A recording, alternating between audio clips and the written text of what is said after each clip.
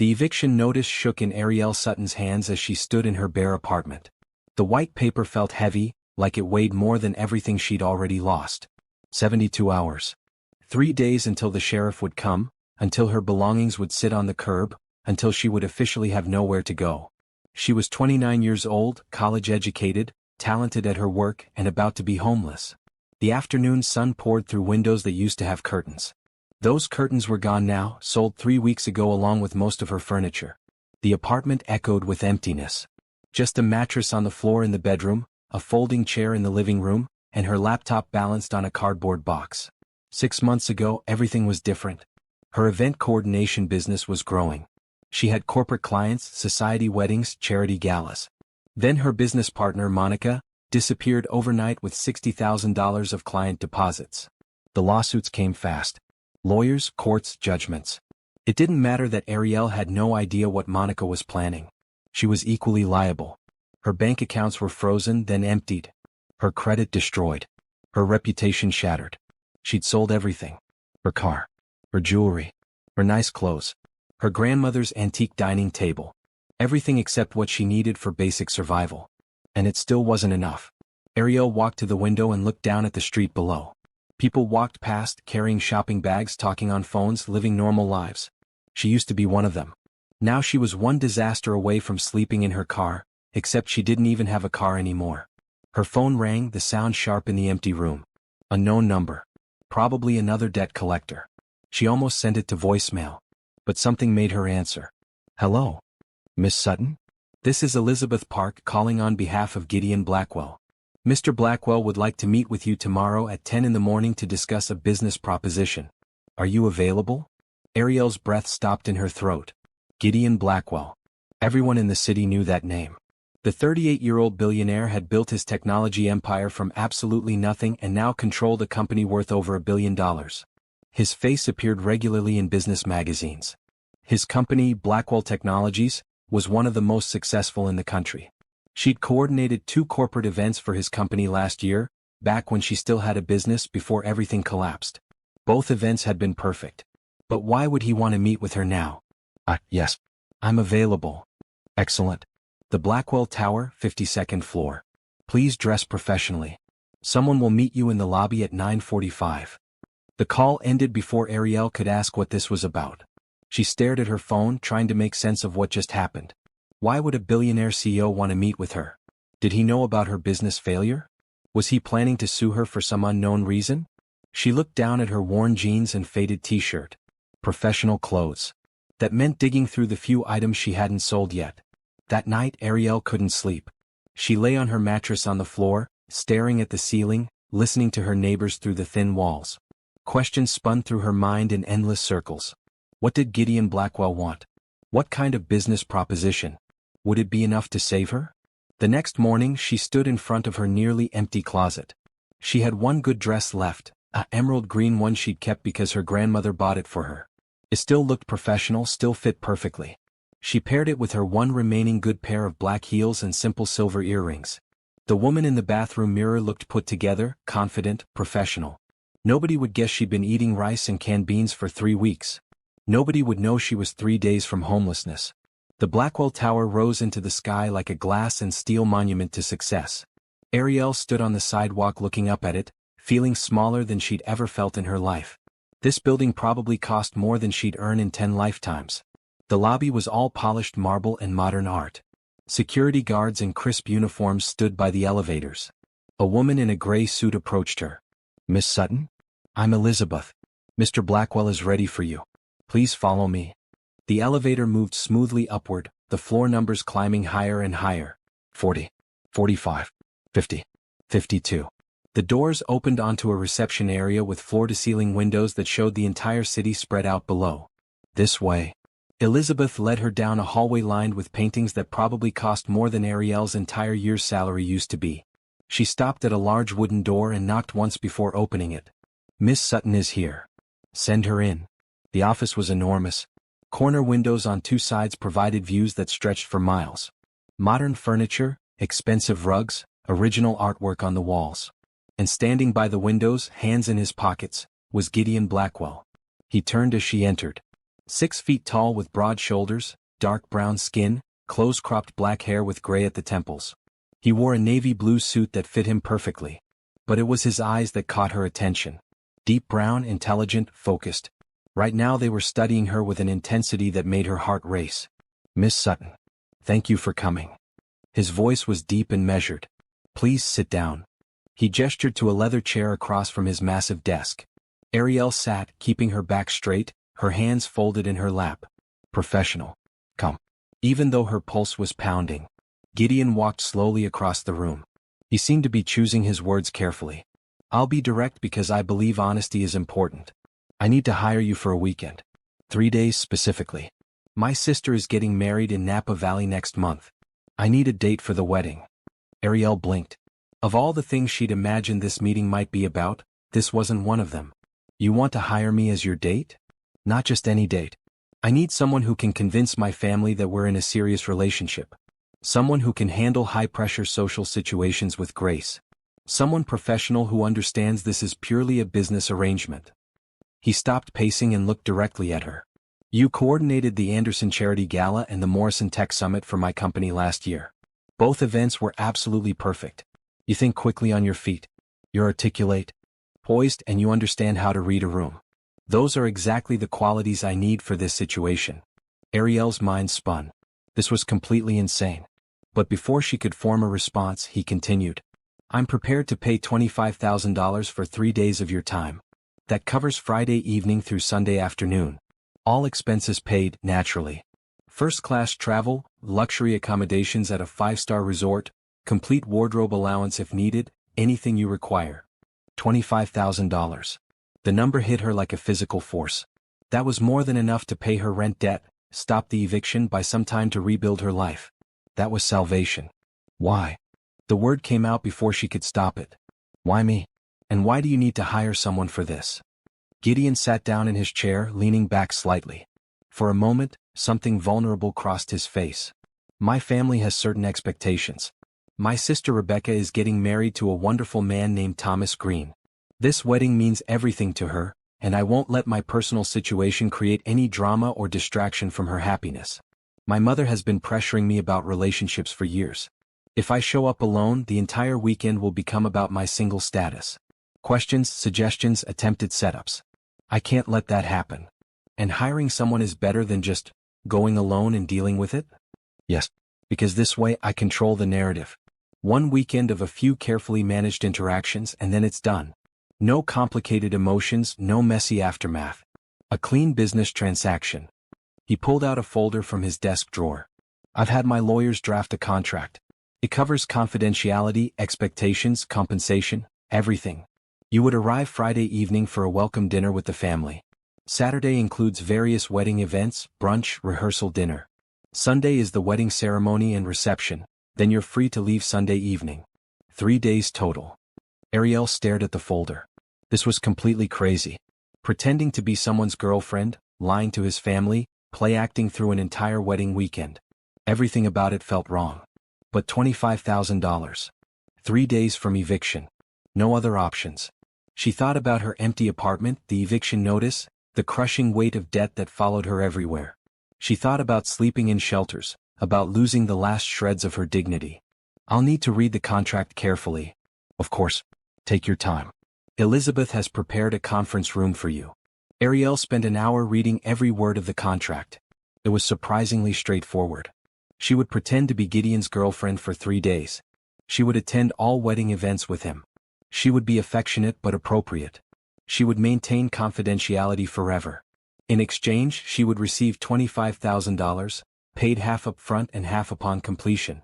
There were clauses about conduct, about ending the arrangement if either party violated the terms, about non-disclosure. But nothing predatory, nothing dangerous. Just a business deal. When she returned to his office, Gideon looked up from his computer. "Do you have questions?" "Just one. When do I start?" Something that might have been relief crossed his face. "The wedding is in 4 weeks. That gives us time to prepare, to build a believable backstory, to make sure we can pull this off convincingly. Can you come back on Thursday? We'll need to spend time together, get to know each other, create a relationship history that will hold up under family scrutiny." Ariel nodded. "Thursday works." Gideon stood and extended his hand. She shook it, his grip firm and warm. Thank you, Ariel. I'll have Elizabeth transfer the first payment today. $12,500 should appear in your account by this evening. That evening, Ariel sat on her mattress on the floor, staring at her phone. The bank notification glowed on the screen. Deposit, $12,500. She called her landlord immediately and paid everything she owed plus next month's rent. Then she bought groceries, real food, things that weren't rice and beans. She sat at her folding chair with a real meal in front of her and cried. This was wrong. She knew it was wrong. Lying to a nice family, pretending to have feelings she didn't have, treating emotions like a business transaction. But it was also survival. And right now, survival was all that mattered. Have you ever been so desperate that you'd do anything to survive?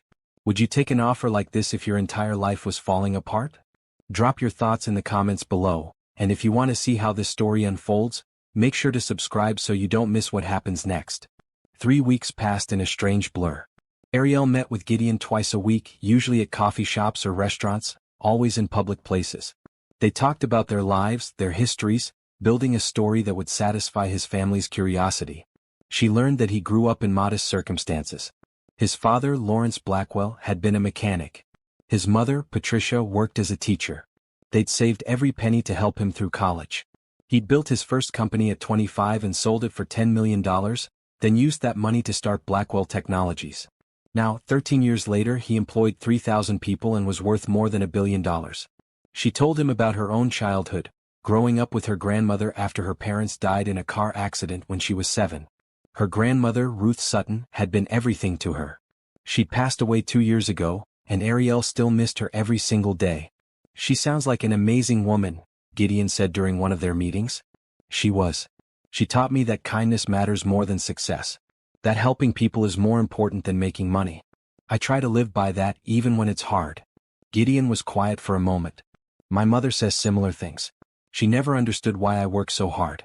She thinks I should focus more on relationships, on family, on life outside of business. Maybe she's right. Maybe. But relationships are complicated. Business is simple. You put in effort, you get results.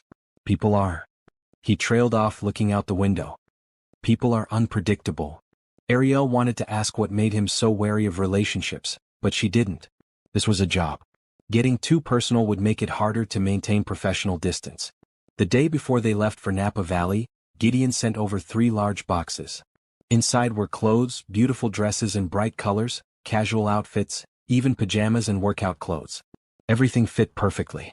There was a note. Elizabeth worked with a stylist based on the sizes you provided. Everything is yours to keep. See you tomorrow. G. Ariel hung the dresses in her closet, still mostly empty.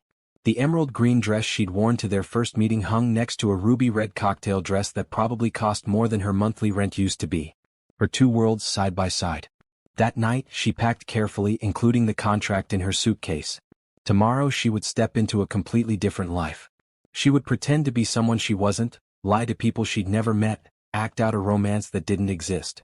For $25,000 and the chance to rebuild her life, she would do what she had to do. She just hoped she wouldn't lose herself in the process.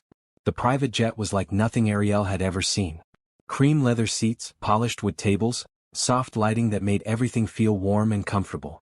She'd flown before, of course, but always in economy class, squeezed between strangers with her knees pressed against the seat in front of her. This was different. This was how the other half lived. Gideon was already seated when she boarded, working on his laptop. He looked up and smiled, a genuine expression that made him look younger. Right on time. Please sit anywhere. Can I get you something to drink? Coffee, tea, water, champagne? Water is perfect, thank you. A flight attendant appeared with sparkling water in a crystal glass. Ariel accepted it gratefully, trying not to think about how much this single flight probably cost. As the plane took off, Gideon closed his laptop and turned to face her. We should probably review the story one more time before we land. My family will ask questions and we need our answers to match perfectly. Good idea. They spent the flight going over every detail. They'd met at the Morrison Tech Summit when Ariel was coordinating the event. Gideon had spilled coffee on her notes, and they'd started talking while cleaning up the mess. They'd been dating for 6 months. They were taking things slowly, seeing where the relationship might go. My sister Rebecca will love you, Gideon said. She's been wanting me to find someone for years. She'll probably try to become your best friend immediately. That's sweet. My mother will be polite but observant. She'll watch how we interact, looking for signs that we're really together. My father will just be happy I brought someone. He worries less about the details. And the groom's family? Thomas comes from old money. His parents, Richard and Caroline Green, are very traditional but kind. They'll be welcoming. Thomas has a younger brother, Jeremy, who's around your age. He's friendly, maybe a bit too friendly sometimes. Ariel noted the slight edge in Gideon's voice when he mentioned Jeremy. Interesting. 2 hours later, they landed in Napa Valley. The Vineyard Resort was stunning. Rolling hills covered in grapevines, a main building that looked like a Mediterranean villa, separate cottages scattered across the grounds. Everything was lush, green, and peaceful. A resort employee met them at the entrance with a golf cart. Mr. Blackwell, Miss Sutton, welcome to Silverleaf Vineyards. I'm Carlos and I'll be assisting you during your stay. Let me show you to your cottage. The cottage was actually a small luxury house. 2 bedrooms, a full kitchen, a living room with a fireplace, and a private terrace overlooking the vineyards. Fresh flowers sat on every table. A basket of fruit and wine waited in the kitchen. Your bedroom is on the left, Gideon said. Mine is on the right. The family dinner is at 7, so we have about 3 hours to settle in. Does that work? Perfect. Ariel unpacked in her room, hanging up the dresses Gideon had provided. The room was beautiful, decorated in soft blues and whites, with French doors opening onto the terrace. She could almost forget this wasn't real. At 6:30 she emerged wearing the ruby red dress. It fit her beautifully, highlighting her curves without being inappropriate. She'd styled her natural curls and applied minimal makeup. Gideon was waiting in the living room, wearing dark gray slacks and a light blue shirt. He looked relaxed, more casual than she'd ever seen him. When he saw her, he stopped mid-motion. You look beautiful. Thank you. You clean up pretty well yourself. He smiled, then held out his hand. Ready? She took his hand and they walked toward the main building together. His palm was warm against hers. For a moment it almost felt natural. The dining room was elegant, with long windows overlooking the vineyards.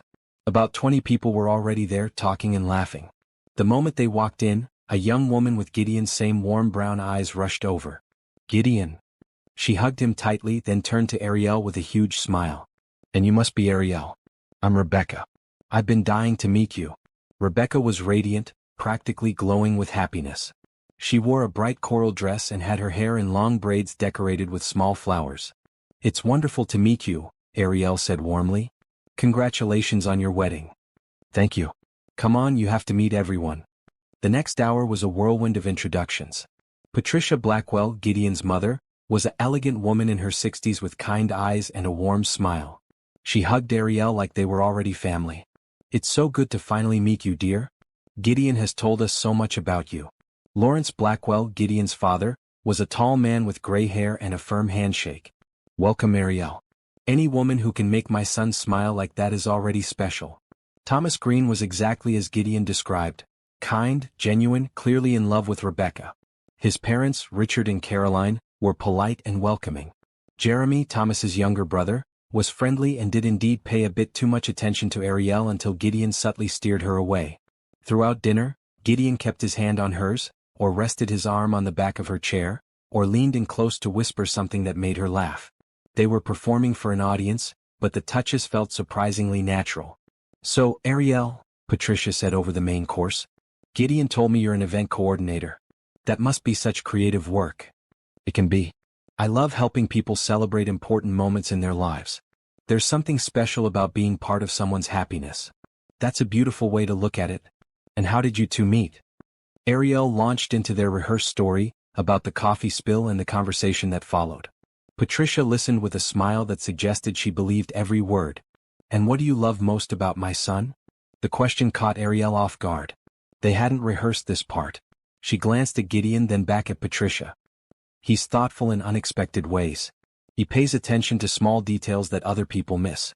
And he's dedicated to the people he cares about, even if he doesn't always show it openly. It was only after the words left her mouth that Ariel realized they were true. Over the past 3 weeks, she'd seen all of those qualities in him. Patricia's smile widened. That's my boy. He's always been like that, even as a child. After dinner, everyone moved to the terrace for drinks and conversation. Ariel found herself talking with Rebecca while Gideon spoke with Thomas and his father. "I'm so glad you're here," Rebecca said. "I've been worried about Gideon. He works too much, doesn't let people in. But with you he seems different. Happier." Guilt twisted in Ariel's stomach. "He's a good man." "He is. He's the best big brother anyone could ask for. When I was in college and struggling with money, he paid my tuition without telling me. I only found out later when I saw a canceled check in his office. He acts tough, but he has the biggest heart." Ariel looked across the terrace to where Gideon stood, laughing at something his father said. The setting sun cast golden light across everything, making the whole scene look like something from a movie. "He's lucky to have a sister who cares about him so much," Ariel said. "We're lucky to have each other. Family is everything, you know? Money comes and goes, success rises and falls, but family is what matters." Later that night, back in their cottage, Ariel changed into comfortable clothes and sat on the terrace. The night air was cool, carrying the scent of grapes and earth. Stars filled the sky in a way they never did in the city. Gideon came out and sat in the chair next to her, holding 2 glasses of wine. "You did great tonight. My family loves you. They're wonderful. Your sister is so happy, and your parents are exactly as kind as you described them. Rebecca's right though. Family is important. I sometimes forget that when I'm buried in work." He took a sip of wine. "Thank you for being here. I know this situation is strange. It's definitely not how I expected my year to go. Mine either. But I'm grateful. You saved me from a weekend of my mother's matchmaking attempts." They sat in comfortable silence for a while, looking at the stars. Ariel found herself relaxing in a way she hadn't in months. The stress of her financial situation felt distant here, like it belonged to a different person in a different life. "Can I ask you something?" Gideon's voice was quiet. "Sure. Earlier when my mother asked what you loved about me, what you said, did you mean it?" Ariel thought about lying, about maintaining the professional distance. But something about the night, the stars, the vulnerability in his voice, made her tell the truth. "Yes, I meant it. Over the past few weeks I've seen those qualities in you. You're more than just a successful businessman." He was quiet for a long moment. "That means more than you know. Most people only see the success, the money, the company. They don't see the person underneath. Maybe you don't let them see. Maybe. It's easier that way. Less complicated. But also lonelier." He turned to look at her, his eyes dark in the starlight. "Yes, it is." Something shifted in the air between them, something Ariel couldn't quite name.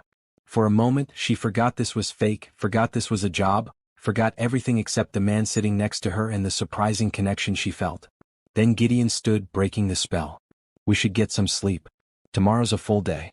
Wine tasting in the morning, lunch with the wedding party, free afternoon, then a casual dinner." "Sounds good. Good night, Gideon." "Good night, Ariel." In her room, Ariel lay in the comfortable bed and stared at the ceiling. This was supposed to be simple. A business transaction, nothing more. But already, after just one day, she could feel the lines blurring. She'd accepted this job for money, for survival. But now she was starting to wonder what the real cost might be. Morning sun streamed through the French doors when Ariel woke. For a moment she forgot where she was. Then memory returned. Napa Valley, the wedding, the contract. She checked her phone. 8:15. The wine tasting started at 10. She showered and dressed in cream-colored linen pants and a bright turquoise blouse, one of the outfits from Gideon's stylist. When she emerged, she found him in the kitchen making coffee, wearing jeans and a white button-down shirt with the sleeves rolled up. He looked different like this, less like a CEO and more like a regular person. "Morning. Coffee? Please." He poured her a cup and handed it to her with cream and sugar already added, exactly how she liked it. She'd mentioned her preference during one of their planning meetings and he'd remembered. "Sleep well?" "Surprisingly, yes. That bed is incredibly comfortable. Everything here is top quality." Rebecca didn't want a huge wedding, but she wanted it to be special. This place seemed perfect. They ate breakfast on the terrace, fresh pastries and fruit that had been delivered earlier. The morning air was pleasant, not too hot yet, with a gentle breeze carrying the scent of grapes and flowers. "So, wine tasting," Ariel said. "I should probably tell you I don't know much about wine. Neither does most of the family. It's really just an excuse to spend time together. The vineyard will guide us through different varieties, we'll pretend to understand the difference between notes of cherry and notes of plum, and everyone will get pleasantly tipsy by noon." She laughed. "Sounds perfect." They walked to the vineyard's tasting room at 9:45, hands linked. The casual touches were becoming easier, more natural. Ariel had to remind herself it was all part of the act. The tasting room was a beautiful space with exposed wooden beams and large windows overlooking the vines. About 15 people were gathered there, most of the wedding party and immediate family. Rebecca rushed over when she saw them, wearing a yellow sundress that made her glow even brighter. "Good morning. Did you sleep well? Isn't this place amazing?" "It's absolutely beautiful," Ariel said honestly. Thomas joined them, putting his arm around Rebecca's waist. "Morning, you two. Ready to pretend we know what we're talking about when it comes to wine?" "Born ready," Gideon said with a grin. The vineyard sommelier, a cheerful woman named Lauren, guided them through 6 different wines, explaining the characteristics of each one. Ariel found herself actually enjoying it, not so much for the wine itself but for the relaxed atmosphere and laughter. Jeremy, Thomas's brother, somehow ended up next to Ariel during the tasting. He was handsome in a clean-cut way with light brown hair and an easy smile. "So, event coordinator," he said. "That must be stressful work." "It can be. But it's rewarding when everything comes together perfectly." "I bet. So how did my boring brother's friend here sweep you off your feet?" Before Ariel could answer, Gideon appeared at her other side, his hand settling on her lower back. "I'm very charming when I want to be," he said with a smile that didn't quite reach his eyes. Jeremy laughed. "Right. Well, if you ever get tired of Mr. Serious here, I know how to show a woman a good time." "I'm perfectly happy, thank you," Ariel said, leaning slightly into Gideon's touch. Jeremy moved away to talk to someone else. Gideon's hand remained on her back, warm even through her blouse. "Sorry about him," Gideon murmured. "He's always been like that. Thinks he's charming." "It's fine. I can handle it." "I know you can.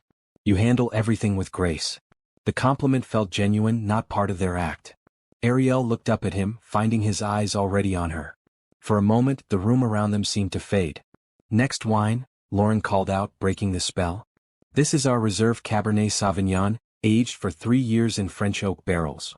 By the time the tasting ended, everyone was relaxed and happy. They moved to the vineyard's restaurant for lunch, long tables set up on an outdoor patio with views of the rolling hills. Ariel found herself seated between Patricia and Caroline, the mothers. They were both lovely women, asking her questions about her work, her life, her family. She told them about her grandmother, how she'd raised her after her parents died.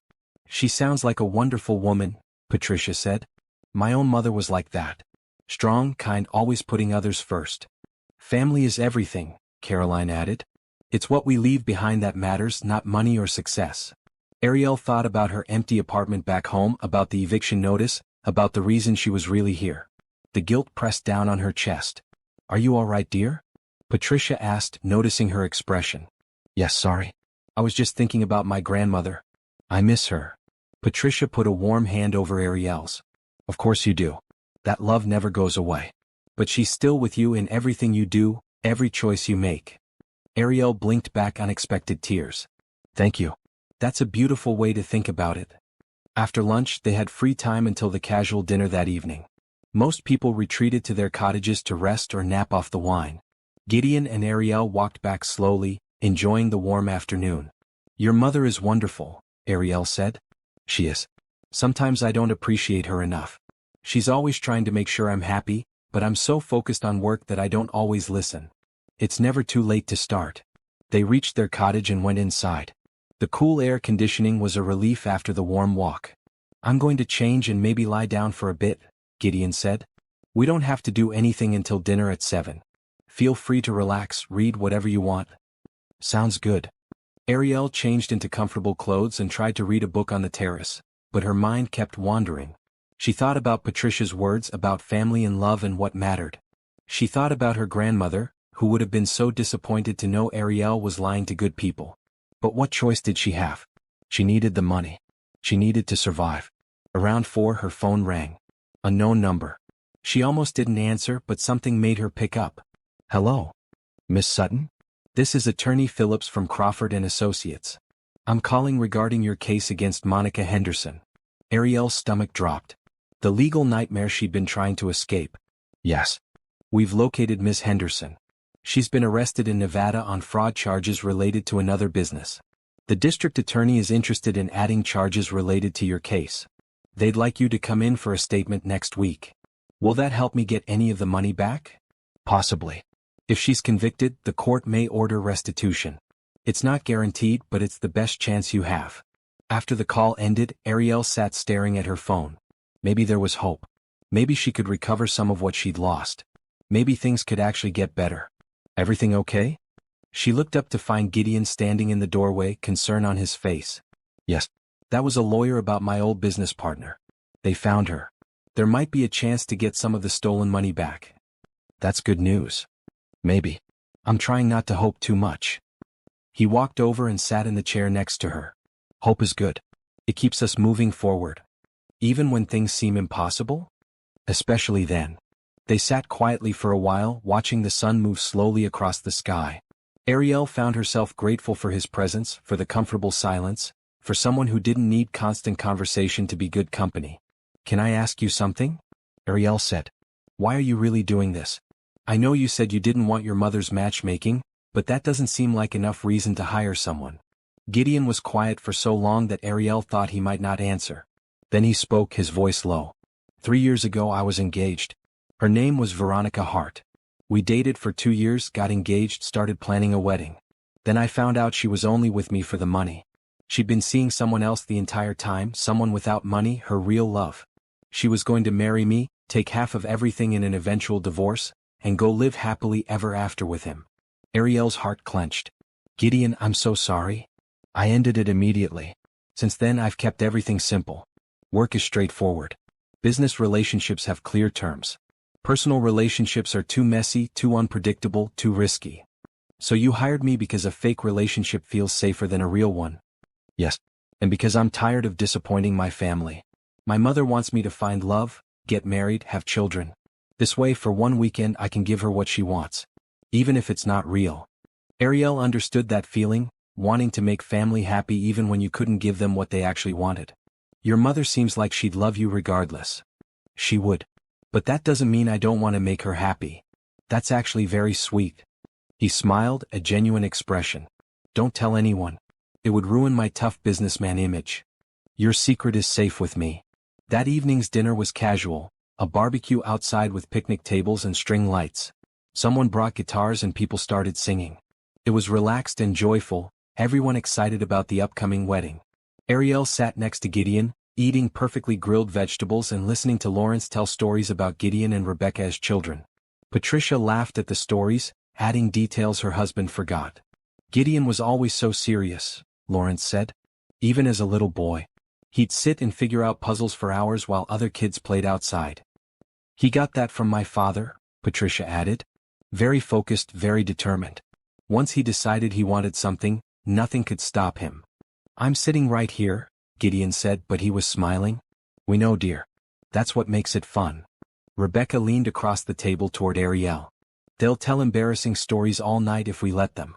Want to go for a walk? Sure. They walked through the vineyards as the sun set, painting the sky in shades of orange and pink. Rebecca linked her arm through Ariel's like they were old friends. I'm so happy you're here. Gideon seems different with you. Lighter. Like he's actually enjoying himself instead of just going through the motions. The guilt returned, heavy and uncomfortable. He's a good man. He is. And he deserves to be happy. He spent so many years taking care of everyone else. Our parents, me, his employees. He never takes time for himself. What about Veronica? Rebecca's expression darkened. She was wrong for him from the start. I never liked her, but Gideon wouldn't listen. When he found out what she was doing, it broke something in him. He hasn't really dated anyone since. Until you. Ariel's throat felt tight. If only Rebecca knew the truth. Well, I'm glad he has people who care about him, she said carefully. He does. And now he has you too. Don't let him push you away with his work obsession. He needs someone who'll remind him that life is more than business deals and profit margins. Back at the cottage later, Ariel couldn't sleep.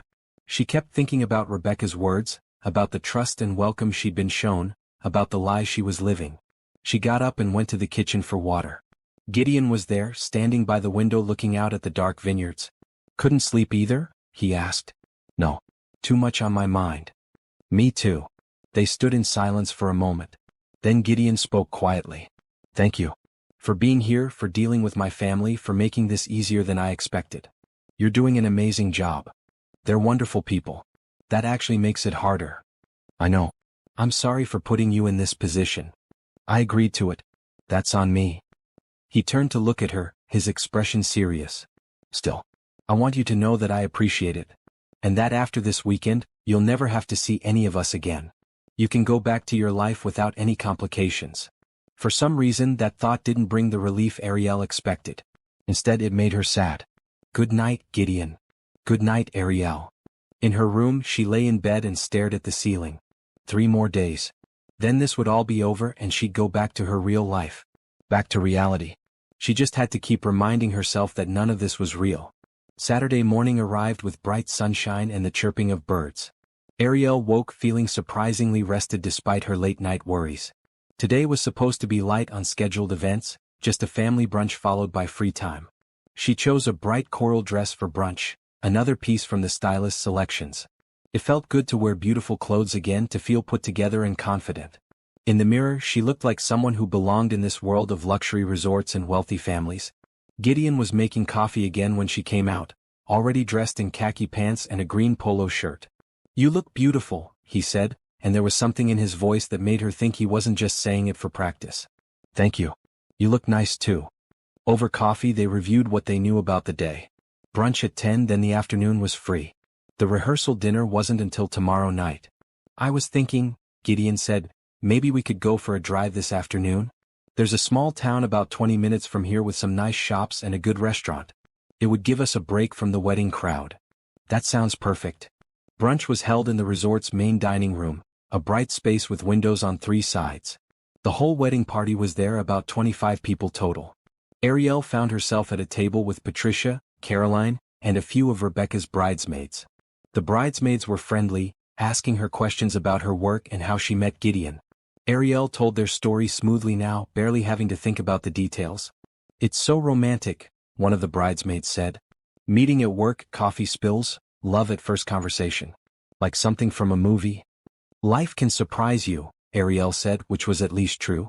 Patricia watched her with those knowing eyes. Ariel, dear, could you help me get more coffee? They walked to the buffet together, away from the tables. I wanted to tell you something, Patricia said quietly.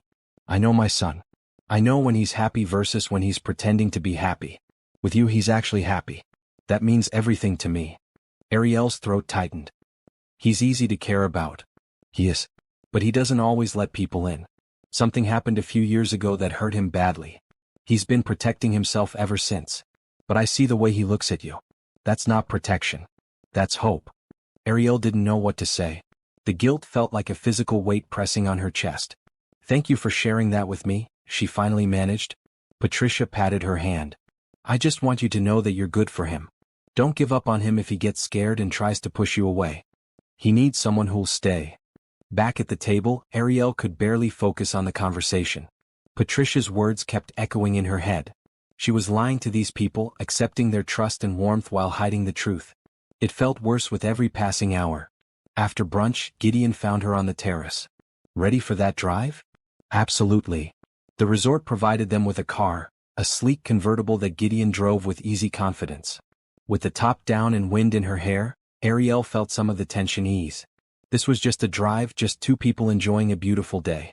The town was charming, with a main street lined with small shops and cafes. They parked and walked together, looking in windows, not buying anything, just being present. Ice cream? Gideon pointed to a shop with a striped awning. In the middle of the day? Absolutely. They got cones and sat on a bench in the town square watching people go by. Kids played in a fountain. An old couple walked slowly, hand in hand. Life happening all around them. Can I tell you something? Gideon said suddenly. This is the most relaxed I've felt in years. Really? Yes. I'm always working, always thinking about the next deal, the next problem to solve. But right now, sitting here with ice cream melting down my hand, I'm just here. Present. It feels good. You should do it more often.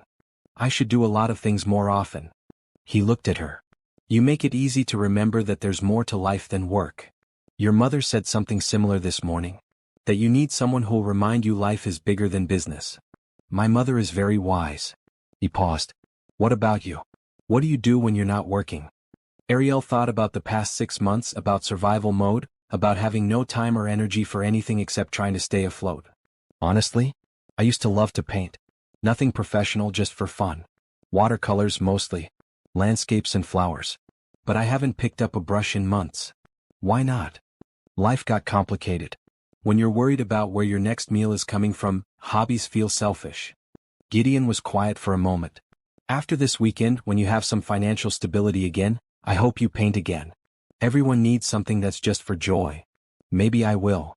They walked more, exploring side streets and finding a bookstore where they spent an hour browsing. Gideon bought her a book on watercolor techniques without asking, just handed it to the clerk with his credit card. You didn't have to do that. I know. I wanted to. Lunch was at a small Italian restaurant with outdoor seating. They ordered pasta and salad and talked about everything except the contract and the wedding.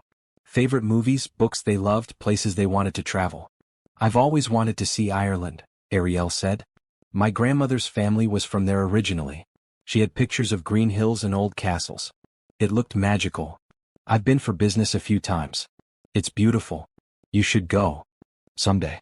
When I have the money and time. You'll get there. I believe that. The way he said it, with such certainty, made Ariel almost believe it too. They drove back to the resort in the late afternoon, both of them quiet but comfortable. When they reached their cottage, neither of them moved to get out of the car right away. Thank you for today, Ariel said. I needed that. So did I. Gideon turned to face her. Ariel, I want you to know that I don't think of you as just an employee. You've become a friend. This weekend, you've given me something I didn't know I was missing. What's that? Someone to be myself with. Not the CEO, not the successful businessman, just me. Her heart did something complicated in her chest. I'm glad. They went inside and changed for the casual evening ahead. Dinner was optional tonight, just people gathering if they wanted to. Gideon and Ariel decided to stay in, ordering food from the resort's kitchen and eating on their terrace. As the sun set, painting everything in gold and pink light, they talked more. Gideon told her about growing up without much money, about watching his parents work multiple jobs to give him and Rebecca opportunities. That's why I work so hard, he said. I never want to feel that helpless again, unable to provide, unable to help the people I love. Money means security. But it can't buy everything. No. It can't buy genuine connection. It can't buy trust. It can't buy. He trailed off. Can't buy what? Love. Real love. The kind that isn't about what you have but who you are. Ariel thought about their contract, about the $25,000, about the fact that she was literally being paid to pretend to love him. The irony was almost painful. You deserve that kind of love, she said quietly. You deserve someone who sees you, not your bank account. Do you really think so? I know so. These past few days I've seen who you are. You're kind, thoughtful, generous. You care deeply about your family. You're more than your success. Gideon looked at her with an expression she couldn't quite read. And you're more than your circumstances. You're talented, strong, graceful under pressure. You're going to rebuild your life and be even better than before. They sat in silence, the air between them charged with something neither of them wanted to name. I should probably go to bed, Ariel said finally. Big day tomorrow with the rehearsal dinner. Right. Yes. Good night, Ariel. Good night, Gideon. In her room, Ariel touched her lips, thinking about how close they'd been to kissing on the terrace. How much she'd wanted to close that distance. How wrong that would be. This was a job. A contract. She couldn't forget that. No matter how real it was starting to feel. Sunday morning brought a sense of urgency that hadn't been there before. Tomorrow was the wedding. Time was moving too fast. Ariel woke to find a note slipped under her door. Family brunch at 10. Wear something comfortable. We're going on a vineyard tour after. She chose white jeans and a bright blue blouse, pulled her hair back in a ponytail and applied light makeup. In the mirror she looked relaxed and happy. It was getting harder to remember she was acting. Gideon was ready when she came out, wearing jeans and a gray t-shirt that showed off his broad shoulders. He smiled when he saw her. Perfect. You ready? Always. The brunch was livelier than the previous ones, everyone excited about the wedding being so close.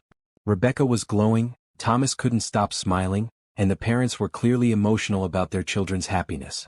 After eating, everyone gathered for the vineyard tour. A guide led them through the rows of grapes, explaining the growing process, the harvest, the winemaking. It was fascinating and beautiful, walking through the neat rows with mountains in the distance.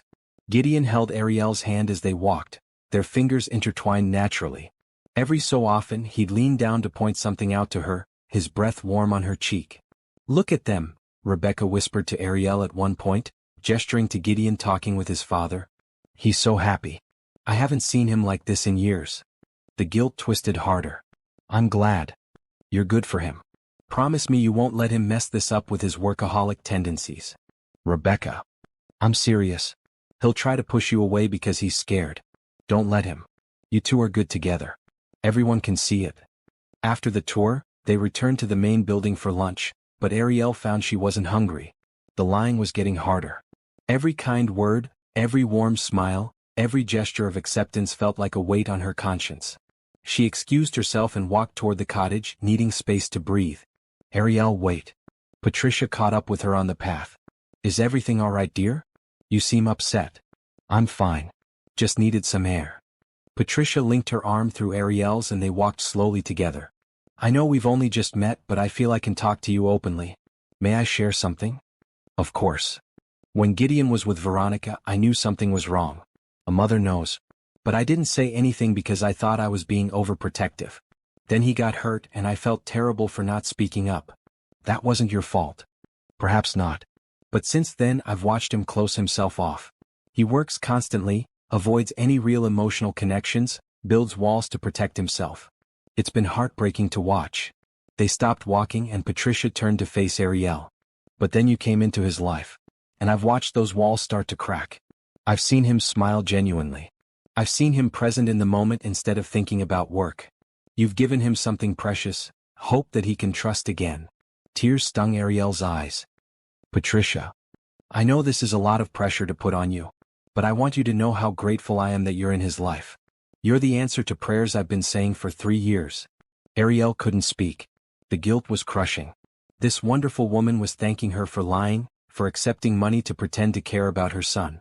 Patricia hugged her gently. "I'm sorry. I didn't mean to make you emotional. I just wanted you to know how much you matter to this family already." After Patricia left, Ariel sat on a bench overlooking the vineyards and cried. Not loud, dramatic tears, just quiet ones that wouldn't stop coming. She thought this would be simple, pretend for a weekend, take the money, go home. But it wasn't simple at all. These people were real. Their love was real. Their hope was real. And she was lying to all of them. "Ariel?" She looked up to see Gideon standing there, concern all over his face. "What's wrong? Did something happen?" "Your mother. She's so kind. She thinks I'm good for you. She thinks we're real." Gideon sat next to her on the bench. "I know. I'm sorry. This is my fault. We're lying to people who've been nothing but wonderful to us. Your sister thinks I'm going to be part of the family. Your mother thinks I'm the answer to her prayers. This is wrong, Gideon." He was quiet for a long moment. "You're right. It is wrong. I thought I could keep it simple, keep it business, but I didn't account for how good my family is. How welcoming they'd be. How much they'd care about you. What are we going to do?" "I don't know. But right now we're in the middle of Rebecca's wedding weekend. We can't tell them the truth now. It would ruin everything for her. Can we just get through tomorrow? Then we'll figure out the rest." Ariel wiped her eyes. "Okay. For Rebecca. She deserves her perfect wedding. Thank you." He took her hand, not performatively, just as comfort. "For what it's worth, nothing my mother said was wrong. You're good for me. This weekend you've shown me what I've been missing. That's real regardless of how it started." That evening was the rehearsal dinner, the last major event before the wedding itself. It was held in a private dining room with elegant decorations and soft lighting. About 40 people were there, including extended family and close friends. Ariel wore the ruby red dress she'd worn the first night, the one that made her feel confident and beautiful. Gideon wore a dark blue suit that fit him perfectly. They looked like they belonged together. The dinner was beautiful. Toasts were made, stories were told, love filled the room. Thomas's parents spoke about young love and lasting commitment. Lawrence told funny stories about Rebecca as a little girl. Patricia cried happy tears. Then Thomas stood to make a toast. "I want to thank everyone for being here to celebrate with us. Rebecca and I are so grateful. But I especially want to acknowledge Gideon, my future brother-in-law. You've supported us from the beginning, and your happiness means the world to Rebecca. Seeing you here with Ariel, seeing you smile like you used to, that's the best gift you could give us. To family, to love, to new beginnings." Everyone raised their glasses. Gideon squeezed Ariel's hand under the table and she squeezed back. The dinner continued with multiple courses, wine pairings and laughter. Ariel found herself genuinely enjoying it, the warmth and joy infectious. For a while, she almost forgot about the contract, about the lies, about everything except this moment. Then during dessert, the doors opened and a woman walked in. She was striking, with pale skin, long dark hair, and wearing a black dress that was probably designer. She looked around the room with confidence until her eyes landed on Gideon.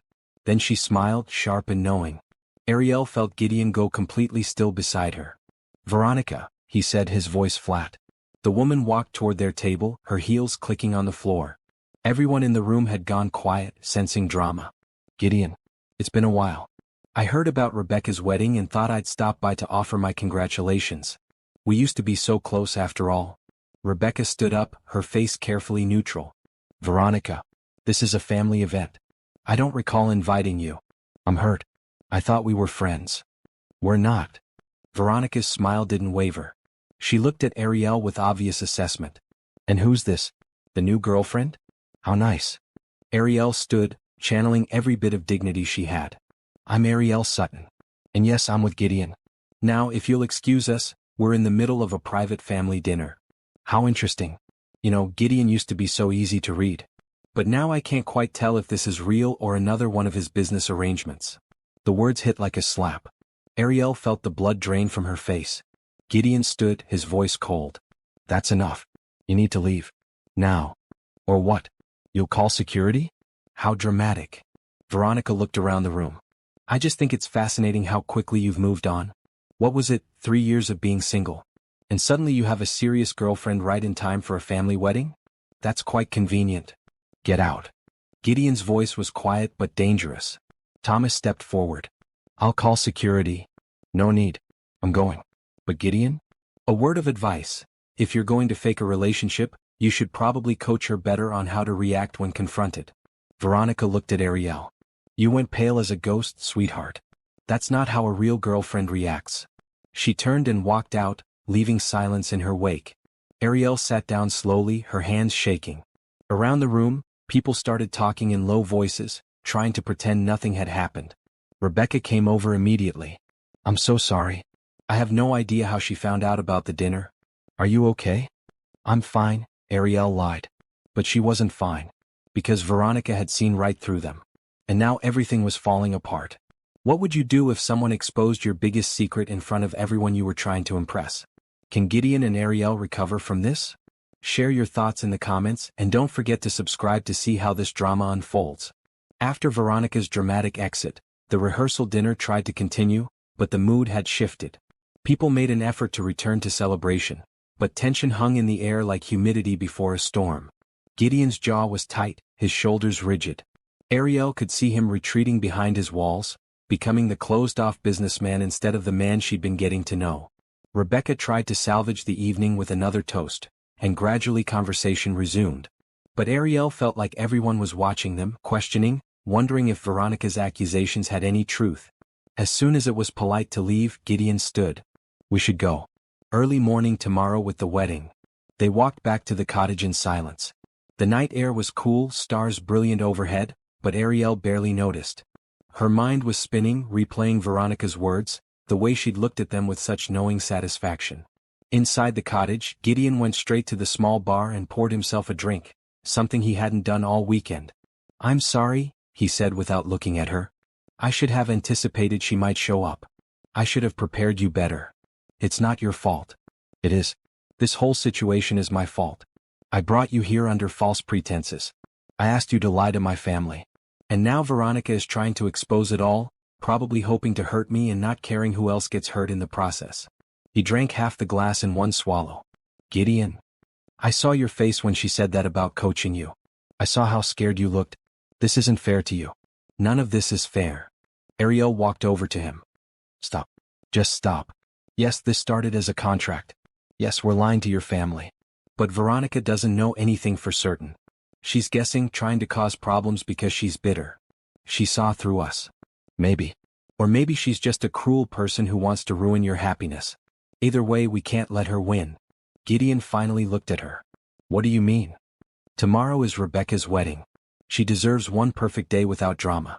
So we're going to go to that wedding and we're going to be convincing as ever.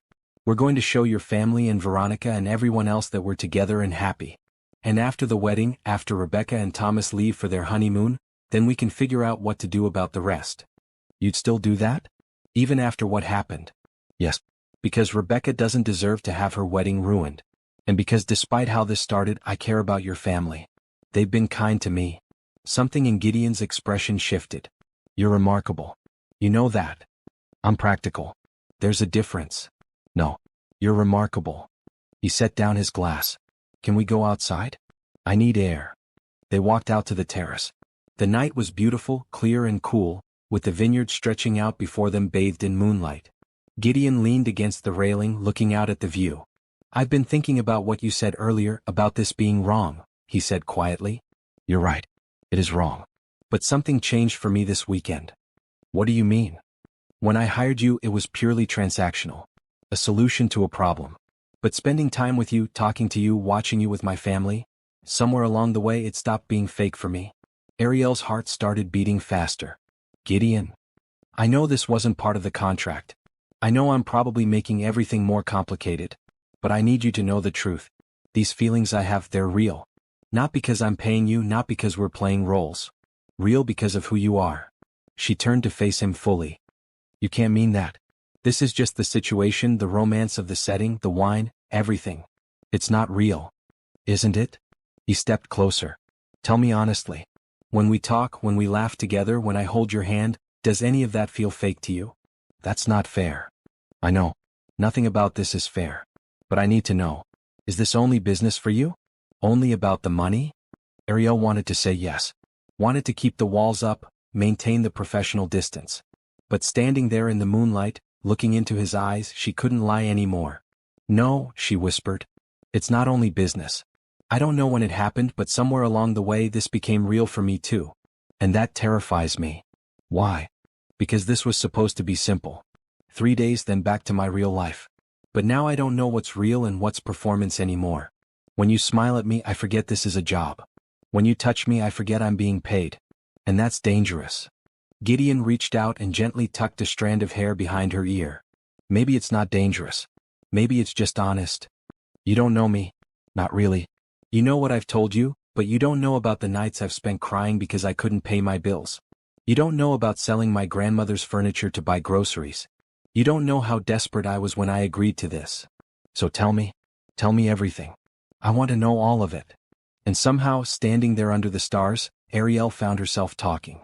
She told him about the eviction notice, about the crushing debt, about feeling like a complete failure at 29.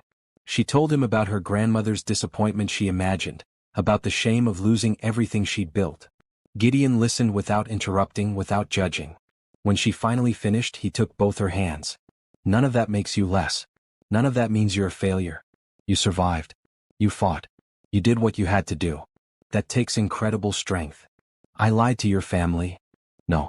You played a role I asked you to play. That's on me, not you. I took money to pretend to have feelings for you. And now the feelings are real. That changes everything. Does it? What happens after tomorrow? The contract ends. I go back to my life, you go back to yours. What then? Gideon stepped even closer until they were barely inches apart. What if we didn't have to figure that out right now? What if we just accepted that this weekend something unexpected happened? Something good? Gideon, I'm going to kiss you now. Not because it's in the contract, not because anyone is watching. Because I want to. But if you don't want that, tell me and I'll step back. Ariel should have stepped back. Should have maintained boundaries, kept things professional. But she didn't want to. For the first time in months, something felt right. I want you to kiss me. He leaned in slowly, giving her time to change her mind. Then his lips met hers, gentle at first, then deeper. His hands came up to cup her face and she wrapped her arms around his neck, pulling him closer. The kiss was nothing like the brief pecks they'd shared for appearances. This was real, full of emotion and want and hope. When they finally pulled apart, both of them were breathless. That was... Ariel couldn't find words. Real? Gideon finished. That was real. They stood there holding each other, neither wanting to let go. The night was quiet around them, just the sound of their breathing and the distant rustle of wind in the grapevines. I don't know what happens next, Ariel said quietly. This is all so complicated. Then we take it one day at a time. Tomorrow is the wedding. Let's just focus on that. Give Rebecca her perfect day. Then we'll figure out the rest. Okay. They went inside eventually, but neither of them wanted the night to end. They sat on the couch talking for hours, this time not about backstories or contracts, but about real things. Dreams, fears, hopes for the future. If you could do anything, money no object, what would you do? Gideon asked. I'd open a community center. A place where people could come for help with job applications, resume writing, interview prep. But also where they could take art classes, learn new skills, find community. My grandmother always said that helping people was the highest calling. I'd like to honor that. That's beautiful. And very possible, you know. With the right funding and planning. Maybe someday. Why not now? Why not let me help you? She pulled back slightly. No. I can't take more money from you. That would just be, I don't know, wrong.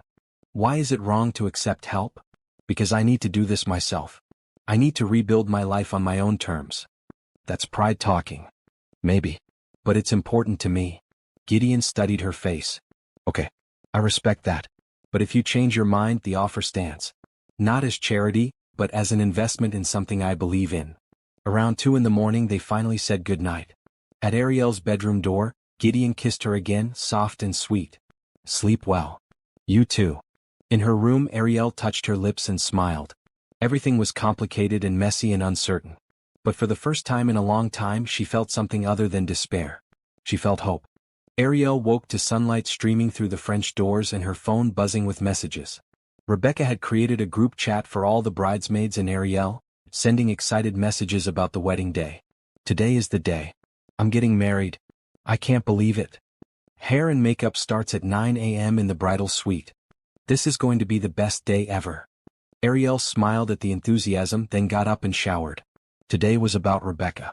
Whatever was happening between her and Gideon would have to wait. She found Gideon in the kitchen, looking tired but happy. He'd clearly not slept much either. Morning. Coffee? Please. He poured her a cup, their fingers brushing as he handed it to her. The touch sent warmth through her whole body. Ready for today? He asked. I think so. Are you? As ready as I'll ever be. My little sister is getting married. It doesn't seem possible. She was just a kid 5 minutes ago. They ate breakfast together, comfortable and quiet. The ceremony wasn't until 4, which meant a long day of preparation and anticipation. At 8:30, Ariel headed to the bridal suite where Rebecca and her bridesmaids were gathering. The room was chaos in the best way, with makeup artists setting up, dresses hanging everywhere, champagne bottles being opened. Rebecca saw her and squealed, running over for a hug. You're here. I'm so glad. I know you're not officially a bridesmaid, but I want you here anyway. You feel like family already? The guilt stabbed again, but Ariel pushed it down. Today was not about her feelings. I'm honored to be here. And you're going to be the most beautiful bride. The morning passed in a flurry of activity. Hair styled, makeup applied, dresses put on. Rebecca looked absolutely radiant in her wedding gown, an elegant white dress with delicate lace and a flowing train. Thomas is going to cry when he sees you, one of the bridesmaids said.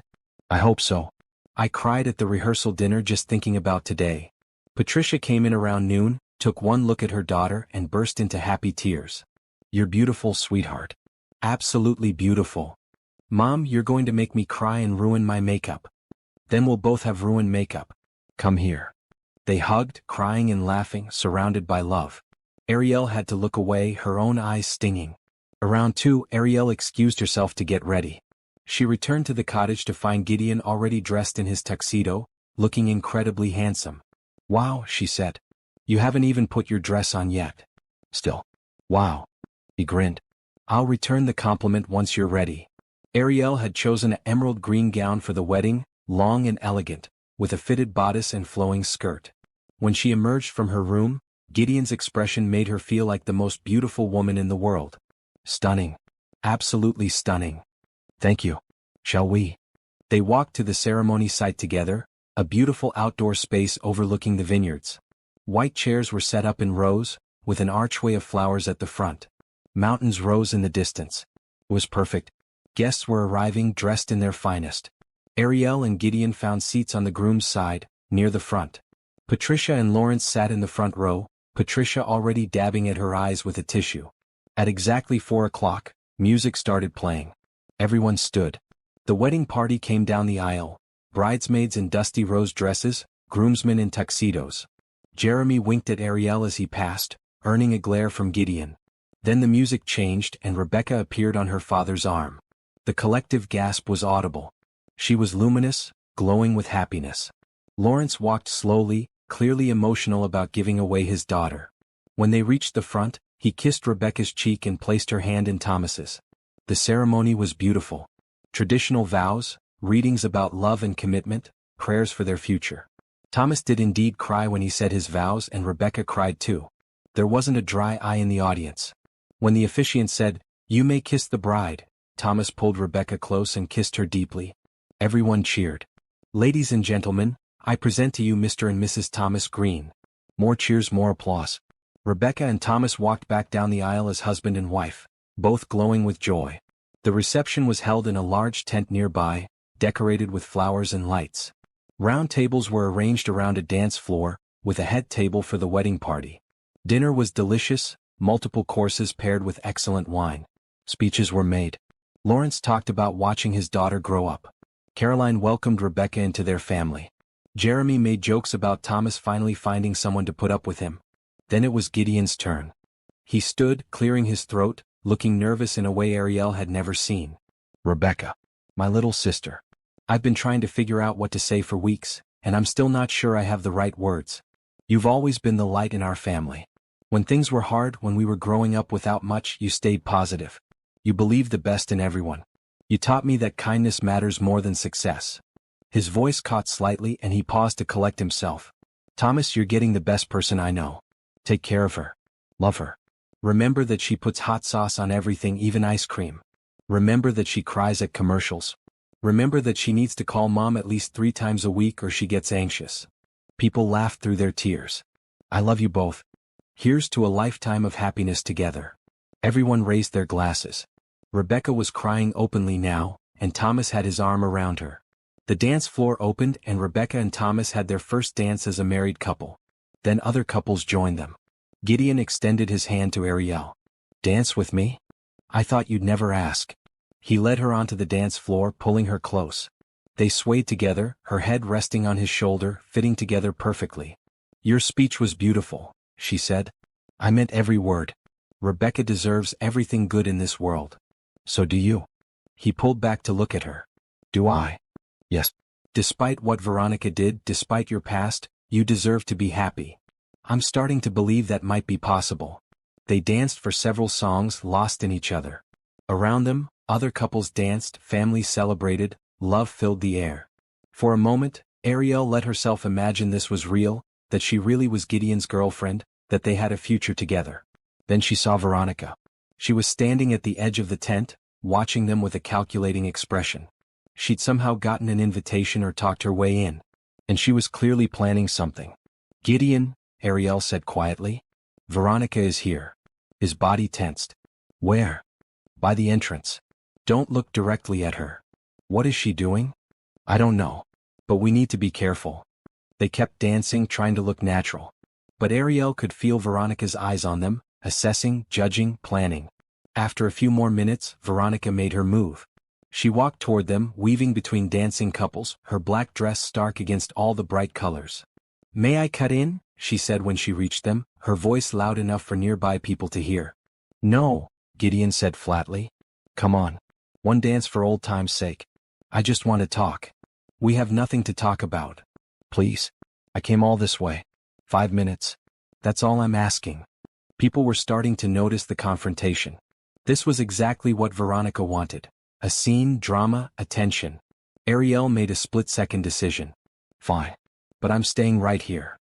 Gideon looked at her in surprise, but Veronica smiled. "Fair enough." Veronica took Gideon's hand and began swaying to the music, staying close enough for Ariel to hear their conversation. "You look good," Veronica said. "Success agrees with you. What do you want?" "I want to help you. This girl Ariel, she's not what she seems. I've done some research. Did you know she's broke? Her business failed. She's drowning in debt. She's probably only with you for your money." Ariel felt like she'd been punched. Every word was true, and hearing it spoken out loud, especially here, was devastating. Gideon's voice was cold. "Her financial situation is none of your business." "Of course it is.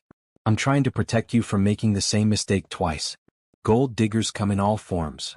You mean like you? Veronica's smile faltered. That's not fair. I loved you. No. You loved my money. There's a difference. And Ariel is nothing like you. How do you know? You've only known her a few weeks. Trust me, give it time. Once she's bled you dry, she'll leave just like everyone else. Dance is over. Gideon stepped away from her. Don't come near us again. Don't contact me. Don't show up at my family's events. If you do, I'll have you arrested for harassment. You can't threaten me. That's not a threat. It's a promise. Stay away from my family. He took Ariel's hand and led her off the dance floor, away from Veronica, away from the whispers that had started. They went outside the tent into the cool evening air. I'm sorry, Gideon said. I'm so sorry you had to hear that. She's not wrong though. I am broke. I did fail. My business did collapse. She did her homework. None of that matters. Doesn't it? Your family thinks I'm successful, put together, a good match for you. If they knew the truth, they'd still love you. Because you're kind, genuine, strong. Your bank account doesn't define you. But it's all built on lies, Gideon. This whole weekend. Your family thinks we're really together. They think this is real. And now Veronica is going to tell everyone the truth, and it's all going to fall apart. Let it. The words came out fierce. Let her tell everyone. I don't care anymore. What? He took both her hands, looking directly into her eyes. I don't care if she tells them about the contract. I don't care if everyone knows how this started. Because what's happening now, that's real. My feelings for you are real. Gideon, we can't do this here. Not at Rebecca's wedding. You're right. I'm sorry. He took a deep breath. Let's go back inside. Let's finish celebrating my sister's happiness. Then tomorrow we'll deal with everything else. They returned to the reception, pasting on smiles, pretending everything was fine. But Ariel could feel the cracks forming, the carefully constructed facade starting to crumble. Veronica watched them from across the tent, that knowing smile still on her face. She didn't need to do anything more. She'd planted the seeds of doubt, made people question, started the whispers. And tomorrow, when everything came out, it would all fall apart. The reception continued late into the night. Rebecca and Thomas cut the cake, tossed the bouquet and garter, danced with their parents and guests. It was magical and perfect, exactly what they deserved. But Ariel couldn't shake the feeling that disaster was coming. She kept catching glimpses of Veronica talking to various guests, leaning in close, whispering, planting doubts, sharing information. Around midnight, Rebecca and Thomas prepared to leave for their honeymoon suite. Everyone gathered outside to send them off with sparklers and cheers. Rebecca hugged her family, crying happy tears. I'll see you all in 2 weeks, she said. Don't have too much fun without me. Congratulations, sweetheart, Patricia said, holding her daughter close. I'm so proud of you. Lawrence hugged her too, his voice gruff with emotion. Be happy, baby girl. That's all I've ever wanted for you. Then Rebecca hugged Gideon. Thank you for everything, big brother. And thank you for bringing Ariel. Seeing you happy makes this day even more perfect. I love you, Gideon said. Have an amazing honeymoon. Finally, Rebecca turned to Ariel and hugged her tightly. Take care of him, okay? He needs someone like you. I will, Ariel promised, hoping it wasn't a lie. Rebecca and Thomas drove away in a car decorated with flowers and just married signs. Everyone waved and cheered until they disappeared from view. Then, slowly, the reception began winding down. Older guests left first, then families with children. By 1 in the morning, only about 15 people remained, mostly young friends of the couple who weren't ready for the party to end. Jeremy approached Ariel while Gideon was talking to his father. Hey, want to grab a drink at the bar? I'm good, thanks. Come on. 1 drink. I want to get to know my future sister-in-law better. Jeremy, I appreciate it, but I'm really tired. He leaned in closer, his breath smelling of alcohol. You know, if things don't work out with Gideon, I'd love to take you out sometime. You're way too interesting for my boring friend. Jeremy. Gideon's voice was sharp as he appeared at Ariel's side. Leave her alone. I was just being friendly. You're drunk. Go to bed. Jeremy held up his hands in surrender. Fine. I'm going. No need to get territorial. He stumbled off toward the cottages. Sorry about him, Gideon said. He doesn't know when to quit. It's okay. I can handle it. But the incident had drawn attention. Several people were watching them now, including Veronica, who was talking to Thomas's parents at a nearby table. Let's go, Gideon said quietly. I'm done with this party. They walked back to their cottage in silence, both exhausted. Inside, Ariel kicked off her heels with relief and sank onto the couch. What a day. At least Rebecca got her perfect wedding, Gideon said, loosening his bow tie. That's what matters. It was beautiful. They're going to be so happy together. Gideon sat next to her on the couch, leaving some space between them. The easy closeness from earlier in the weekend felt strained now. About what Veronica said, he began. We don't have to talk about it. I think we do. She's going to keep causing problems. She's probably already told half the wedding guests about your financial situation and the contract. So what do? We tell the truth. Tomorrow before we leave I'll talk to my parents. I'll explain everything, how I hired you, why I did it, how it wasn't fair to them or to you. They'll be hurt and angry, but they deserve honesty. Ariel's chest felt tight. They're going to hate me. No. They might be disappointed in me, but they'll understand you did nothing wrong. You agreed to a job. That's all. But it became more than a job. Yes. And I'll tell them that too. That somewhere along the way I developed real feelings for you. That it stopped being fake for me. Gideon. She didn't know what to say. Part of her wanted to hear more, wanted to believe in the possibility of something real between them. But another part knew it was impossible. Too complicated. Too messy. You don't have to say anything back, he continued. I know this is all overwhelming. But I need you to know where I stand. Whatever happens tomorrow, whatever my family says, whatever Veronica does, my feelings for you are real. Before Ariel could respond, there was a loud knock on the door. Gideon frowned and stood to answer it. Patricia and Lawrence stood outside, both looking serious. We need to talk, Patricia said. May we come in? Gideon stepped aside. Of course. They entered and Ariel stood up, smoothing her dress nervously. This was it. Veronica had told them everything. Patricia sat in one of the chairs, her usual warmth replaced with something harder. Lawrence remained standing, his arms crossed. Veronica Hart approached us tonight, Patricia said. She told us some very interesting things about your relationship. We'd like to hear the truth from you. Gideon moved to stand next to Ariel, a united front. What did she say? That you hired Ariel to pretend to be your girlfriend for the wedding. That you paid her $25,000 to lie to us. That none of this is real. Patricia's voice cracked slightly. Please tell me it's not true. The silence stretched out, painful and heavy. Ariel felt like she might be sick. It's true, Gideon said finally. I did hire Ariel. I paid her to come to the wedding as my date, to convince you we were in a serious relationship. I'm sorry. Patricia closed her eyes, looking physically pained. Lawrence's expression darkened. How could you do this? Patricia said. How could you lie to us like this? To Rebecca, to your family, to everyone? Because I was tired, Gideon said. Tired of the pressure to find someone, tired of the constant questions about my single status, tired of being treated like I was incomplete because I wasn't in a relationship. I wanted one weekend where everyone would just leave me alone about it. So you hired someone?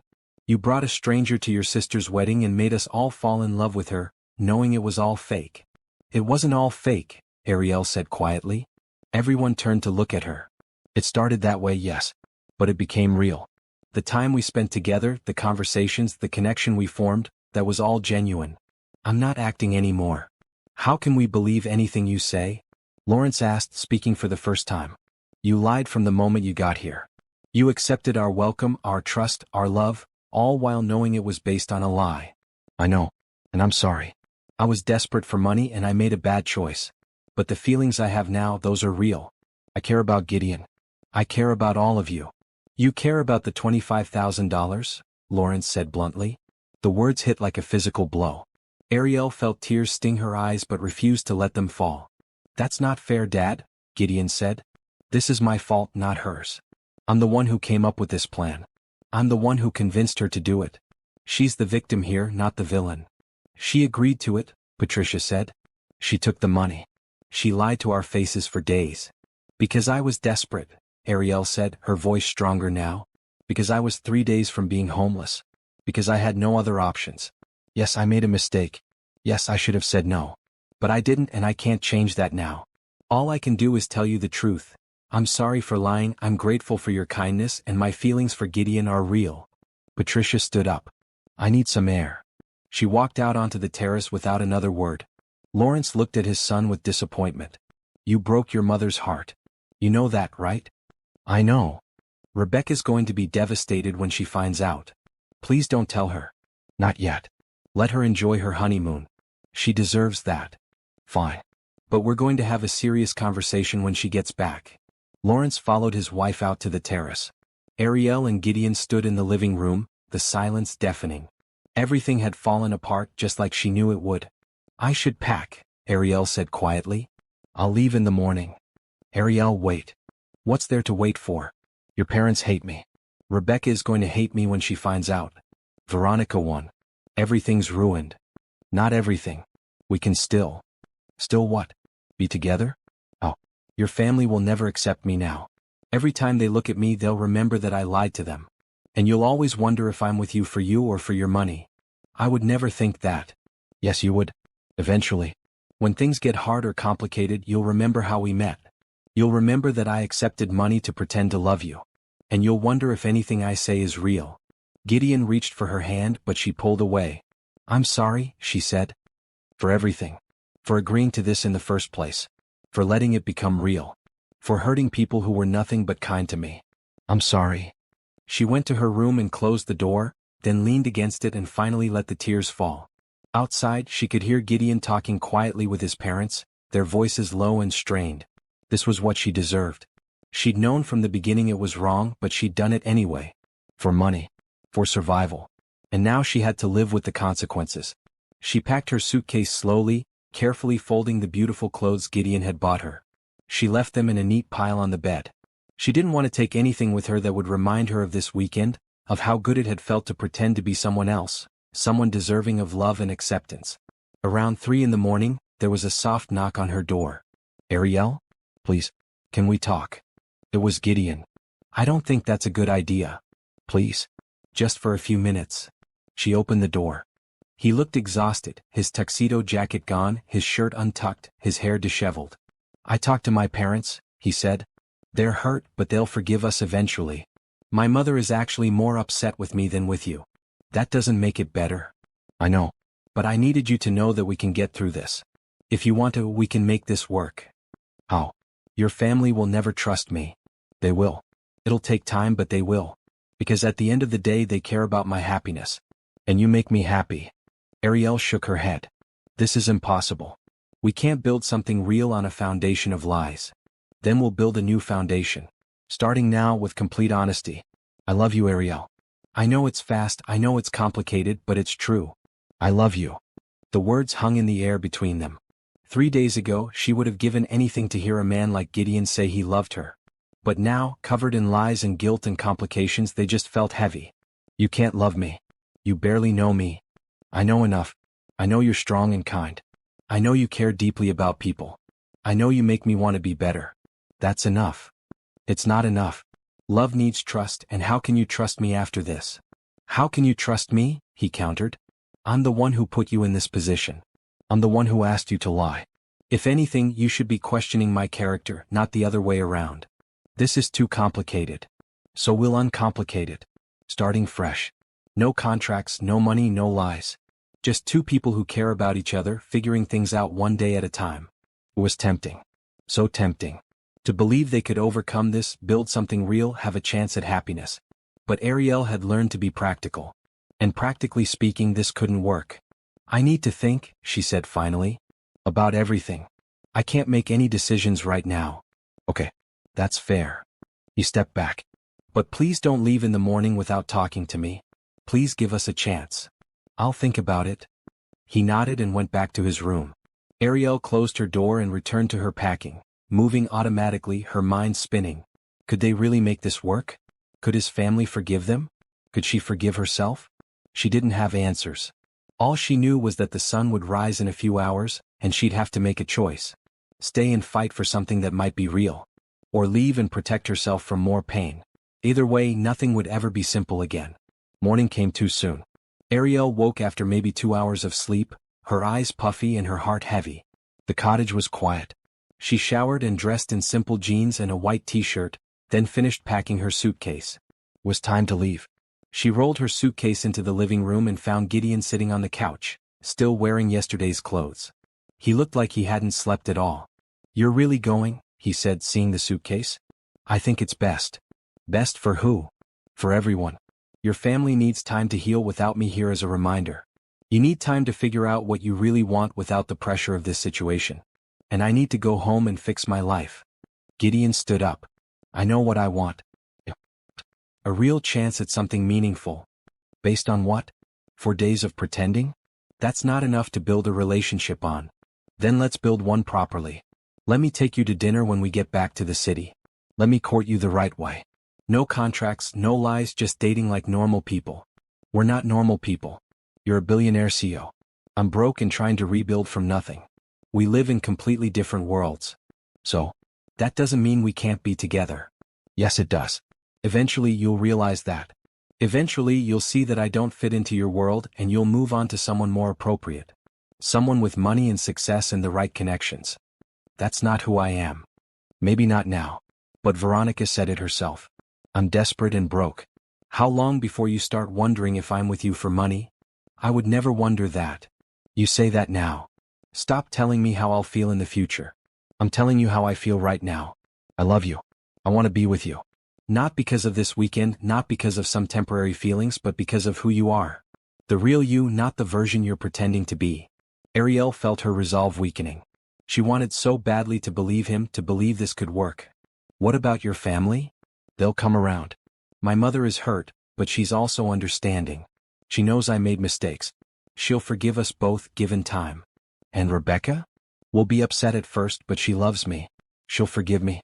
And she'll see how much I care about you. You're very optimistic. I'm hopeful. There's a difference. Hope means I know it won't be easy, but I believe it's worth trying. There was a knock at the door. Gideon opened it to find Patricia standing there, looking tired but calmer than last night. May I come in? Of course. Patricia entered and looked at Ariel's suitcase. You're leaving. Yes. I think it's best. May I speak with you privately? Just for a few minutes? Ariel glanced at Gideon, who nodded encouragingly. Okay. They walked outside to the terrace. The morning was beautiful, the vineyards peaceful in the soft light. It seemed wrong that everything could look so perfect when everything felt so broken. Patricia sat in one of the chairs and gestured for Ariel to sit too. I was up all night thinking, Patricia said. About you, about Gideon, about this whole situation. And I realized something important. What's that? That I was so focused on feeling betrayed that I wasn't seeing the full picture. Yes, you both lied to us. Yes, that hurt. But I'm also the one who put that pressure on Gideon in the first place. For years, I've been pushing him to find someone, to be in a relationship, to give me grandchildren. I made him feel like being single was somehow failing. That's not your fault. It is partly. I created a situation where he felt like he had to lie to make me happy. That's on me. Patricia reached over and took Ariel's hand. And you, dear, you were just trying to survive. I can't fault you for that. We all do what we have to do when we're desperate. But I shouldn't have lied to you. To any of you. No, you shouldn't have. But you did, and now we have to decide what to do about it. We can hold on to the hurt and anger, let it destroy any chance of moving forward. Or we can forgive, learn from it, and see what happens next. Ariel felt tears welling up. I don't deserve your forgiveness. None of us deserve grace, dear. That's what makes it grace. Patricia squeezed her hand. I saw the way you looked at my son this weekend. That wasn't acting. Those feelings were real. And I saw the way he looked at you. That's real too. But how can you trust that? After everything? Because I'm his mother. I know when he's genuinely happy versus when he's faking it. This weekend he was genuinely happy. That's worth something. Even if it started with lies? Even then. What matters is where you go from here, not where you came from. Ariel wiped at her eyes. I don't know what to do. Then I'll tell you what I think. I think you should stay. Not here at the resort, but in the city. Give this relationship a real chance. Date my son properly. Let him show you who he is when there's no contract, no pressure, no pretending. And let him see the real you too. What if it doesn't work? Then at least you'll know you tried. But if you leave now, you'll always wonder what if. And so will he. They sat in silence for a while, watching the sun rise higher over the vineyards. I'm scared, Ariel admitted. Of course you are. Love is terrifying. But it's also the most beautiful thing we get to experience in this life. Don't let fear steal that from you. What about Lawrence? And Rebecca when she finds out? Lawrence will follow my lead. He's upset, but he'll forgive. And Rebecca will understand eventually. She loves her brother. She wants him to be happy. If you make him happy, she'll accept you. That's a lot of faith. That's what family does. We have faith in each other, even when it's hard. Patricia stood up and pulled Ariel into a hug. Give my son a chance. Give yourself a chance. See what happens when you build something real. Back inside, Gideon was pacing nervously. He looked up when they entered. So? Ariel looked at her suitcase, then at him, then at Patricia's kind, understanding face. I'll stay, she said quietly. Not here. But I'll stay in the city. We can try this properly. Gideon's face lit up. Really? Really? No promises that it'll work. But I'm willing to try. He crossed the room in 3 strides and pulled her into his arms, holding her tight. Thank you. Thank you for giving us a chance. Over his shoulder, Ariel saw Patricia smile and slip out the door, giving them privacy. I'm still scared, Ariel said into his chest. So am I. But we'll figure it out together. They spent the rest of the morning talking about practical things. Ariel would fly home that afternoon. Gideon would follow the next day. They'd have dinner later in the week, somewhere quiet where they could talk without the pressure of family and weddings and contracts. They'd start over building something new and honest. Before she left, Ariel went to find Patricia and Lawrence to say goodbye properly. They were having breakfast on the resort's main terrace. Thank you, Ariel said to them both. For your kindness, for your forgiveness, for giving me a chance. Patricia hugged her warmly. Take care of yourself, dear. And take care of my son. I'll try. Lawrence shook her hand, his grip firm. Hurt him again and we'll have problems. But treat him right and you'll always be welcome in this family. I understand. The car to the airport arrived at noon. Gideon walked her out, carrying her suitcase. Call me when you land? He asked. I will. And we're still on for dinner Thursday night? Yes. Thursday. He kissed her softly, right there in the driveway with other guests watching. A real kiss, not for show, just for them. I'll be counting the days. Me too. The drive to the airport was quiet. Ariel looked out the window at the beautiful vineyards rolling past, thinking about everything that had happened. A week ago she was broke and hopeless. Now she had money in her bank account, a chance at a real relationship and hope for the future. It wasn't the way she'd imagined things happening. But maybe that was okay. Maybe the best things in life come when you least expect them. On the plane, she pulled out her phone and opened her banking app.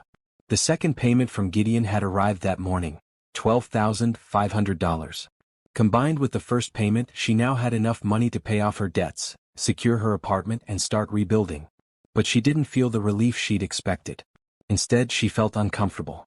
The money represented the lie, the contract, the thing that had almost destroyed something beautiful before it could begin. She made a decision. She'd pay off her debts, but then she'd start paying Gideon back. It didn't matter that he didn't need the money. It mattered that she needed to do it. To prove to herself and to him that she wasn't with him for his money. When the plane landed, she had a message waiting. Made it home safely. Already missing you. Gee. She smiled and typed back, miss you too. See you Thursday. At her apartment, everything looked different. The bare walls, the empty rooms, the folding chair. It was still her reality, but now it felt temporary instead of permanent. Like a starting point instead of an ending. She spent the next few days job hunting, updating her resume, reaching out to old contacts. Several people were willing to give her a second chance, willing to believe that Monica's fraud wasn't Ariel's fault. Thursday evening arrived. She'd spent hours getting ready, trying on different outfits, doing her hair 3 times. Finally, she settled on a simple green dress and minimal jewelry. Gideon picked her up at 7, wearing dark slacks and a blue shirt, looking nervous and excited. You look beautiful. Thank you. You look very handsome. They went to a quiet French restaurant, nothing too fancy or showy, just good food and intimate atmosphere. Over wine and dinner they talked about real things. Their childhoods, their dreams, their fears. I want to start a foundation, Gideon said. Something focused on helping people rebuild after financial disasters. Providing resources, education, support. Something that could have helped you when your business collapsed. That's a wonderful idea. Would you help me? You understand what people in that situation need. Your perspective would be valuable. I'd love to, but I can't take money from you. Not anymore. This wouldn't be charity. This would be a job. Real employment with a salary and benefits. You'd be earning it. Ariel thought about it. Can I think about it? I want to make sure I'm making the decision for the right reasons. Of course. No pressure. They talked about other things. His company, her job search, movies they wanted to see, places they wanted to visit. Easy conversation, natural connection. This feels different, Ariel said as dessert arrived. Better? Because it's real? Yes, because it's real. After dinner, Gideon drove her home and walked her to her door. I had a wonderful time tonight, he said. So did I. Can I see you again? Maybe this weekend? I'd like that. He kissed her goodnight, sweet and gentle, full of promise. Over the next few weeks, they saw each other regularly. Dinners, movies, walks in the park, coffee dates. Normal relationship things, building a foundation of trust and understanding. Patricia called Ariel once a week, checking in, offering support. You're good for him, dear. I can see it. 6 weeks after the wedding, Rebecca and Thomas returned from their honeymoon, tanned and happy. Gideon invited Ariel to family dinner, where he planned to tell Rebecca the truth. Ariel was nervous, but Patricia had assured her it would be okay. At dinner, after everyone had eaten and relaxed, Gideon cleared his throat. Rebecca, Thomas, there's something I need to tell you about the wedding. He explained everything. The contract, the lies, Veronica's interference, the truth coming out. Rebecca listened quietly, her expression unreadable. When he finished, there was a long silence. Then Rebecca looked at Ariel. Did you really take money to pretend to date my brother? Yes. I'm sorry. I was desperate and I made a bad choice. But you care about him now? For real? Yes. Very much. Rebecca thought about this, then turned to Gideon. Are you happy? Yes. And you really love her? Yes. Then I forgive you both. What matters is that you're happy now. The past is the past. Just like that, the last piece fell into place. 6 months later, Ariel sat in her new office, looking out the window at the city below. The office was modest, nothing like Gideon's corner suite, but it was hers. She was the director of the Blackwell Rebuilding Foundation, helping people recover from financial disasters. The work was meaningful and challenging. Every day she met with people who were where she'd been 6 months ago, desperate, hopeless, lost. And she helped them find their way forward, just like Gideon had helped her. She'd paid him back every penny of the $25,000. It took 5 months of making payments from her salary, but she'd done it. He tried to refuse the money, but she'd insisted. I need to do this, she told him. For me. He'd understood. That was the thing about Gideon. He always understood. Her phone buzzed with a text. Lunch at the usual place? Miss you. She smiled and typed back, be there in 10 minutes. They met for lunch at a cafe halfway between their offices, a routine they'd established early on. Today, Gideon was already there when she arrived, sitting at their usual table by the window. Hey, beautiful. Hey, yourself, handsome. They ordered sandwiches and salads and talked about their mornings. Easy, comfortable, real. My mother called this morning, Gideon said. She wants to know when we're coming for Sunday dinner again. We were just there last week. She likes having you around. Says you make the family complete. Ariel's heart warmed. Patricia had become like a mother to her, calling regularly, inviting her to family events, treating her like she'd always been part of the family. How about this Sunday? I'll bring dessert. Perfect. She'll love that. After lunch, they walked through a nearby park, holding hands, enjoying the spring afternoon. Life had settled into something beautiful and normal. Can I ask you something? Gideon said as they walked. Always. Do you ever regret it? Taking the contract? The way we met? Ariel thought about it. No. I mean, I wish I hadn't had to lie to your family. I wish we could have started differently. But if things had been different, we might never have met at all. So no, I don't regret it. Good. Because I don't either. You saved me, Ariel. You saved me too. We saved each other. They stopped walking and Gideon turned to face her fully. I love you. Not because of how we met, not because of what you've done for me, just because of who you are. You're kind, strong, generous, real. You make me want to be better. You remind me that life is about more than work and success. You're my favorite person. I love you too. More than I thought I could love anyone. He kissed her right there in the park, not caring who saw them. That evening, Ariel had dinner with Rebecca and Thomas at their new apartment.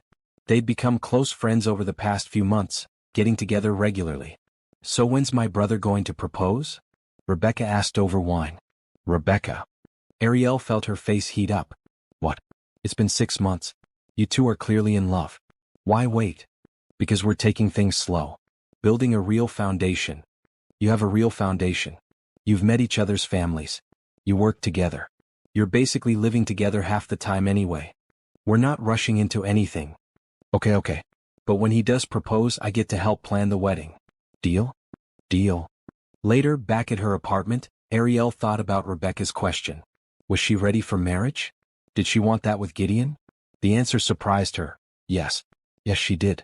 But she knew Gideon was being careful, not wanting to rush her, giving her time to be sure. That was who he was. Patient, thoughtful, always considering her feelings. 3 months later they went back to Napa Valley. The same vineyard where Rebecca had gotten married, where everything had started and fallen apart and come back together. They walked through the vineyards in the evening, the sun setting over the mountains, painting everything gold and pink. Do you remember the first time we walked here? Gideon asked.